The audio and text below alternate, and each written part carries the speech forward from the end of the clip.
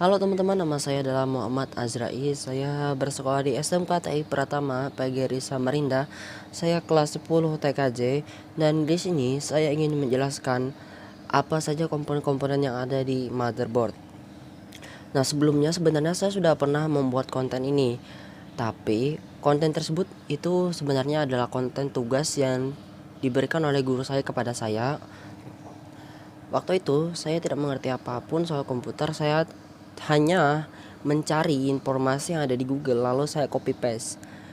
Dan setelah 6 bulan saya belajar tentang komputer, ternyata ada beberapa informasi yang salah dan ada beberapa yang sudah tidak valid. Maka dari itu saya berinisiatif untuk membuat ulang konten tersebut dengan informasi yang sudah saya benarkan. Oke, baiklah kita mulai dulu dari penjelasan apa itu motherboard. Motherboard, biasa disebut mainboard atau MOBO, merupakan papan sirkuit PCB yang ditujukan sebagai tempat memasang berbagai perangkat keras seperti prosesor, RAM, dan VGA. Motherboard berfungsi untuk menyatukan perangkat keras komputer melalui sistem konektivitas elektrik yang disebut bus. Selain itu, motherboard juga berfungsi untuk mengatur konfigurasi BIOS. Nah, di sebelah ini adalah gambar dari motherboard tersebut, kira-kira seperti ini bentuknya teman-teman ya. Oke, kita lanjut ke jenis-jenis motherboard. Berdasarkan form factor, motherboard terbagi menjadi 4 jenis, yaitu yang pertama adalah motherboard ATX, Advanced Technology Extended. Motherboard jenis ini adalah motherboard paling umum digunakan, juga merupakan seri pengembangan dari seri sebelumnya, AT. Jumlah slot RAM biasanya terdapat 4 buah dan berjalan dengan dual channel. Ukuran motherboard ini adalah 12 x 9,6 inci. Nah, ini gambar dari motherboard ATX tersebut ya. Bentuknya itu sama seperti gambar sebelumnya ya teman-teman. Selanjutnya adalah motherboard micro ATX atau biasa disebut MATX. Secara keseluruhan, jenis ini sama seperti jenis ATX, hanya saja ukurannya sedikit lebih kecil. Slot RAM yang tersedia juga masih sama seperti seri ATX. Ukuran motherboard ini adalah 9,6 x 9,6 inci. Nah teman-teman, ini adalah gambar dari motherboard micro ATX.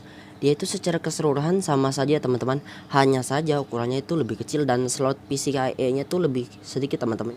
Yang ketiga adalah motherboard mini ITX. Motherboard ini adalah motherboard terkecil, ukurannya sekitar 6,7 x 6,7 inci. Motherboard ini adalah motherboard dengan daya rendah. Karena listriknya yang digunakan tidak banyak, maka panas yang dihasilkan juga tidak banyak, sehingga tidak memerlukan sistem pendingin yang canggih. Nah, ini adalah gambar dari motherboard mini ITX. Mini ITX ya, kalau yang tadi micro ATX itu A, ini I, mini ITX. Dia bentuknya itu lebih kecil, paling kecil. Slot RAM yang tersedia juga cuma 2. Dan yang terakhir adalah motherboard EATX. Motherboard ini adalah motherboard terbesar. Ukurannya 12 x 13 inci. Ukurannya besar ini dikarenakan banyaknya slot RAM yang bisa mencapai 8 slot dan slot PCIe yang banyak. Terdapat juga motherboard jenis ini yang memiliki 2 slot CPU. Motherboard ini biasanya digunakan untuk keperluan berat seperti server dan rendering. Ini kira-kira bentuknya dari motherboard EATX ini ya. Dia ukurannya paling besar dan slot RAM-nya itu ada banyak teman-teman. Oke, kita lanjut pada komponen-komponen yang ada pada motherboard. Yang pertama adalah soket CPU. Soket CPU adalah tempat untuk memasang prosesor pada PC desktop.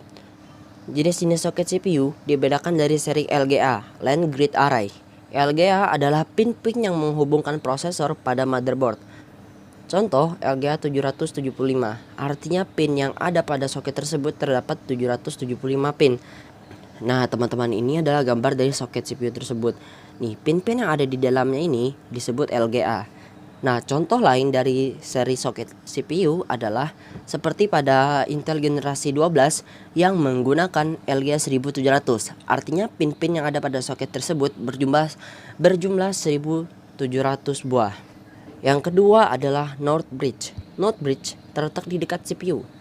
North Bridge biasanya ditutupi oleh heatsink. North Bridge berfungsi menghubungkan CPU pada RAM, kartu grafis, dan kepada South Bridge melalui jalur bus. Nah, ini adalah gambar dari North Bridge tersebut. Dia itu letaknya selalu dekat dengan soket CPU. Dan yang ketiga adalah South Bridge. South Bridge adalah bagian dari motherboard yang mengontrol bus IDE, USB, menjembatani PCI dan ISA, dan mengontrol keyboard dan mouse dan sejumlah fitur lainnya. Nah teman-teman, Southbridge itu adalah bagian yang sebelah sini ya.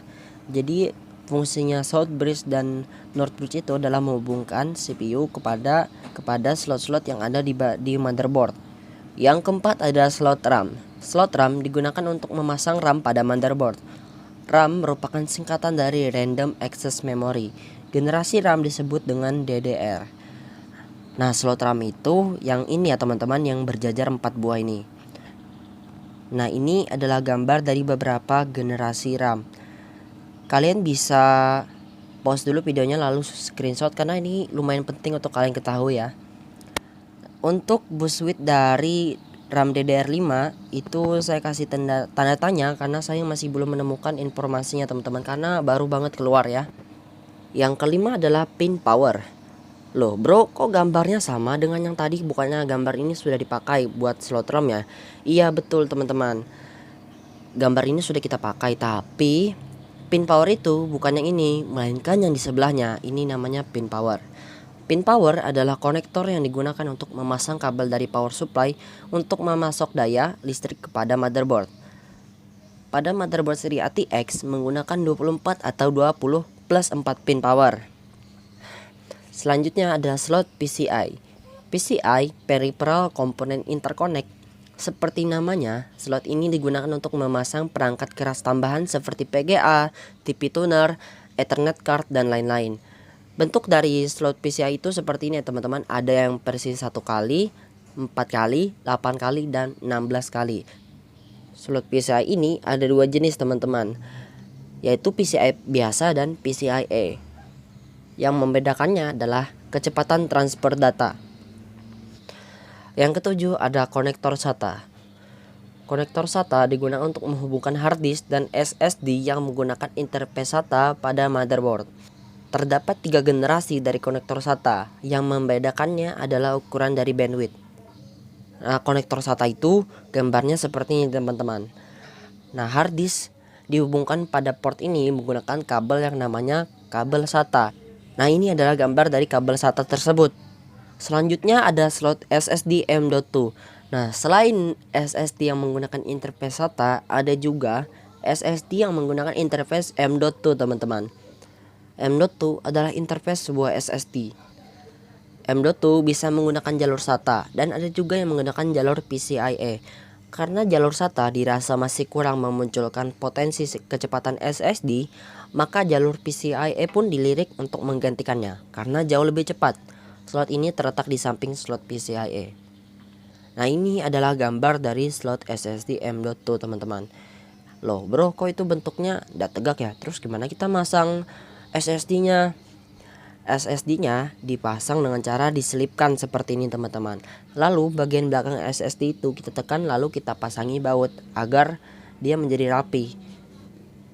Yang kesembilan ada CMOS, Complementary Metal Oxide Semiconductor, merupakan sebuah chip bertenaga baterai pada motherboard yang menyimpan pengaturan BIOS dan memberikan daya saat komputer tidak menyala.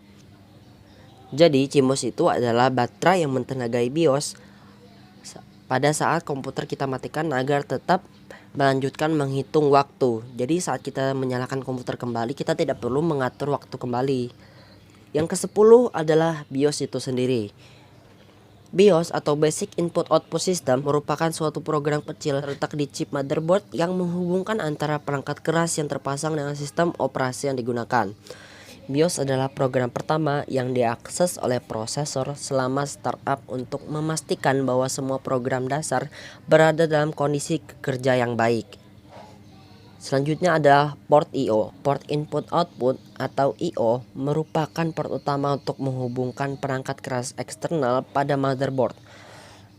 Pada port I/O terdapat port PS2, USB, LAN, HDMI, VGA, Wi-Fi antena, dan sound audio jack. Ke-12 ada front panel. Front panel adalah pin yang menghubungkan motherboard pada front panel yang ada di casing. Yang termasuk front panel ada power SW, reset SW, dan LED power. Kegunaannya adalah untuk menyalakan dan mereset komputer melalui tombol yang disediakan pada casing. Yang terakhir ada front USB. Sama seperti sebelumnya, pron USB adalah pin yang menghubungkan motherboard pada port USB yang ada pada casing. Terima kasih telah menonton. Saya Muhammad Azri. Mohon pamit undur diri dan kita ketemu lagi di video selanjutnya.